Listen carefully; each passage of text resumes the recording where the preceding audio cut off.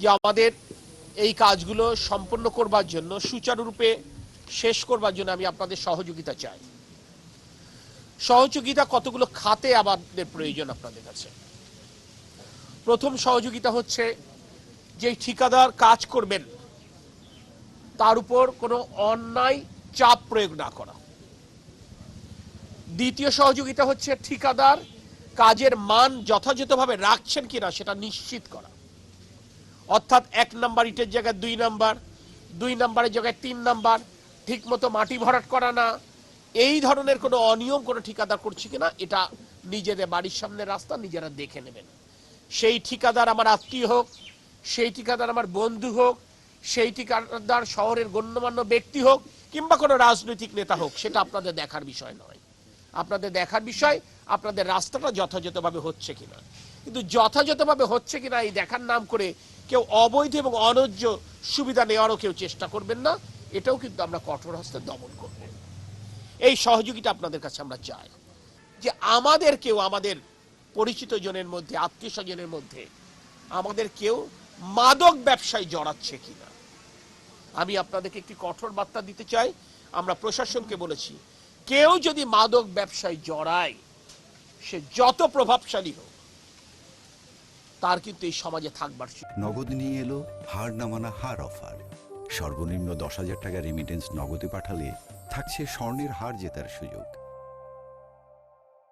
হবে না, পুলিশ তাকে ধরবে এবং আইনের আওতায় তাদেরকে আনবে। এই ব্যাপারে আমাদের কোনো কম্প্রোমাইজ নেই। আমরা দল করি জিয়াউর রহমানের, যিনি বলেছেন ব্যক্তির চাইতে দল বড়, দলের চাইতে দেশ বড়।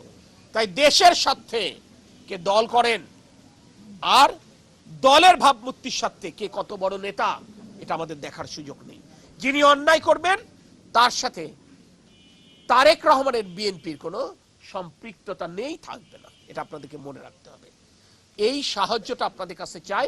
আপনারা যদি এলাকাটা মাদক মুক্ত রাখতে পারেন, সন্ত্রাস মুক্ত রাখতে পারেন, উন্নয়নের কাজটা বুঝে নিতে পারেন, তাহলে আমার জন্য সহজ হবে আপনাদের জন্য ফ্যামিলি কার্ড নিয়ে আসা, আমার জন্য সহজ হবে আপনাদের জন্য কৃষক কার্ড নিয়ে আসা, আমার জন্য সহজ হবে আপনাদের এলাকার ইমাম মুয়াজ্জিন পুরোহিতদের ভাতার ব্যবস্থা করা, আমার জন্য সহজ হবে আপনাদের স্কুল কলেজের নতুন বিল্ডিং করা কিংবা হাসপাতাল করা।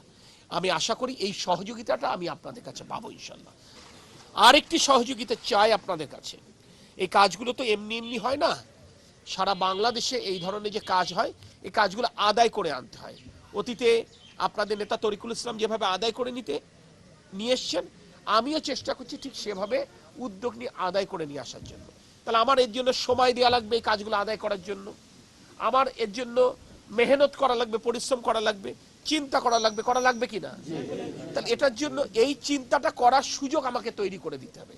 এখন আমার যদি চিন্তা করা লাগে চুরমনকাঠিকে মাদক নির্মূল করতে, আমার যদি চিন্তা করা লাগে চুরমনকাঠিকে সন্ত্রাস মুক্ত করতে, তাহলে তো আমি এই উন্নয়নের জন্য চিন্তা করে এই আনার সময় পাবো না। পাবো না। এই সহযোগিতা আপনাদের কাছে আমি চাই চুরমনকাঠিকে মাদক মুক্ত এবং সন্ত্রাস মুক্ত করতে। আমরা কিভাবে কাজটা করব? আমরা প্রথমে নিশ্চিত করব আমাদের কোনো সন্তান যেন মাদকাসক্ত না হতে পারে। এরপর আমরা চিন্তা করব আমাদের গোষ্ঠীর কেউ যেন মাদকাসক্ত না হয়। এটাকে প্রথমে আপনারা নিশ্চিত করেন। এই রাস্তার 2 ধারে প্রায় 4,500 গাছ আমরা লাগাবো ইনশাআল্লাহ। আপনাদেরকে নিয়ে লাগাবো, আপনারাই লাগাবেন। এই গাছগুলো যথাযথ পরিচর্যা করতে হবে। গাছ তো শুধু লাগালে হবে না, গাছগুলো খুঁটি দেওয়া হবে, খাঁচা দেওয়া হবে, যথাযথভাবে এটার পরিচর্যা লাগবে, পানি দেওয়া লাগবে। এটি আপনাদের এলাকার গাছ। এই যে দেখেন এত রোদ, এত গরম প্রচন্ড, আমরা চতুর্দিকে গাছ আসছে, এই ছায়াতের মধ্যে তো আমরা একটা সুন্দর পরিবেশ আমরা কথা বলছি। তার গাছ যখন বড় হয় এই ছায়াটা আমরা উপভোগ করি। এই যে সামনে ফল আছে, নিশ্চয়ই আপনারাই কেউ খাবেন, সরকার এসে খাবে না। তাহলে এই যে বাস্তবতা, সেই কারণে আমরা এই গাছগুলো যথাযথভাবে পরিচর্যা করব। এই সহযোগিতাটা চাই।